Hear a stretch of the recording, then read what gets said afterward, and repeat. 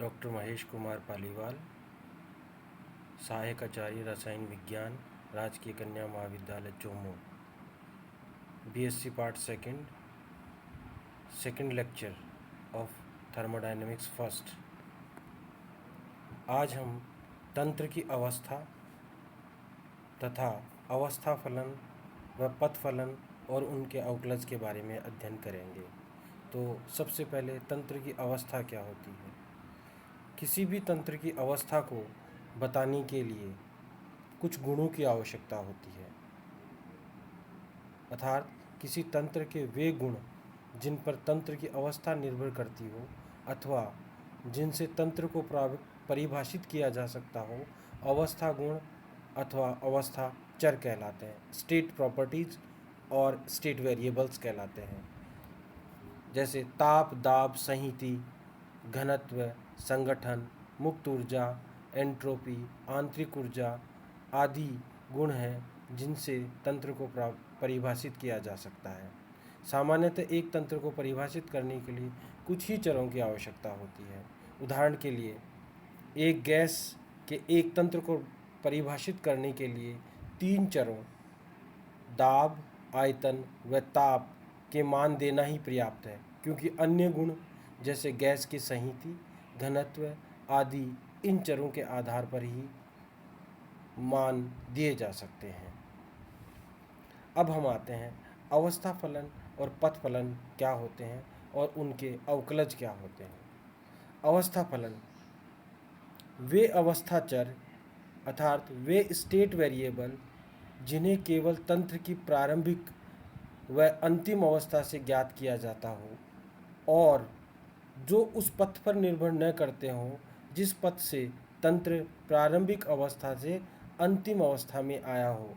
ऊष्मागतिकीय फलन या ये ऊष्मागतिकीय फलन अवस्था फलन कहलाते हैं, यानी कि ये किसी प्रकार से पथ पर निर्भर नहीं करते। ये तंत्र के केवल और केवल प्रारंभिक और अंतिम अवस्था पर ही निर्भर करते हैं। उदाहरण के लिए एक गैस को अगर हम V1 से V2 आयतन तक फैलाने में विभिन्न पथों में आंतरिक ऊर्जा के परिवर्तन को देखते हैं तो ऐसा परिवर्तन हमेशा एक जैसा ही स्थिर परिवर्तन रहता है जब उसको V1 से V2 तक ले जाते हैं। किसी तंत्र की आंतरिक ऊर्जा में परिवर्तन को हम अवशोषित की गई ऊष्मा व उसके द्वारा अवस्था परिवर्तन में किए गए कार्य के अंतर के बराबर बता सकते हैं। अर्थात किसी तंत्र की आंतरिक ऊर्जा में जो परिवर्तन होगा वह अवशोषित की गई ऊष्मा व उसके द्वारा ऊष्मा परिवर्तन में किए गए कार्य के अंतर के बराबर होगा। इसी प्रकार से अपन पथ फलन के बारे में बात करते हैं। वे अवस्था चर जिनके मान उस पथ पर निर्भर करते हों जिस पथ से तंत्र प्रारंभिक अवस्था से अंतिम अवस्था में आया हो, पथ फलन कहलाते हैं। उदाहरण के लिए माना कि एक गैस की कुछ मात्रा है जिसे V1 से V2 आयतन तक फैलने दिया जाता है। इसके लिए स्थिर दाब P पर गैस को P डेल्टा V कार्य करना पड़ेगा। अब माना कि उस गैस का दाब आधा कर देते हैं तो उस स्थिति में आयतन के उसी परिवर्तन के लिए गैस को आधा कार्य करना पड़ेगा, जो P डेल्टा V बाई 2 अर्थात P into V2 minus V1 upon 2 के बराबर होगा। यदि दाब शून्य कर दें तो उस गैस को V1 से V2 आयतन तक फैलने में कोई कार्य नहीं करना पड़ेगा।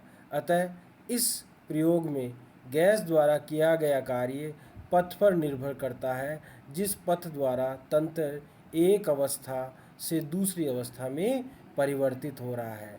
माना जैसा कि मैंने बताया कि अगर हम दाब को परिवर्तन कर देते हैं तो कार्य करने का जो मान होता है वह अपने आप परिवर्तित हो जाता है।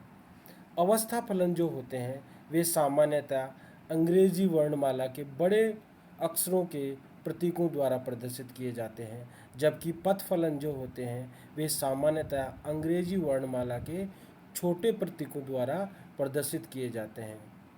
अवस्था फलन के उदाहरण जैसे आंतरिक ऊर्जा, एंट्रोपी, मुक्त ऊर्जा, एंथैल्पी आदि, ये सब जो होते हैं उनको अंग्रेजी वर्णमाला के बड़े अक्षर क्रमशः ई या यू, एंट्रोपी को एस और मुक्त ऊर्जा को कैपिटल जी, एंथैल्पी को कैपिटल एच द्वारा प्रदर्शित करते हैं। उसी प्रकार से पथ फलन जो होते हैं जैसे ऊष्मा को स्मॉल क्यू और कार्य को स्मॉल डब्ल्यू द्वारा व्यक्त करते हैं या प्रदर्शित करते हैं। अवस्था फलन जो होते हैं वे तंत्र के किसी सूक्ष्मतम भाग स्मॉलेस्ट पार्ट के किसी गुण को उस गुण का अवकलज कहते हैं, जिनके योग अथवा समाकलन से उस गुण को परिभाषित किया जा सकता है। किसी अवस्था फलन के अवकलज को एक एग्जैक्ट डिफरेंशियल यथातथ अवकलज द्वारा प्रदर्शित किया जाता है।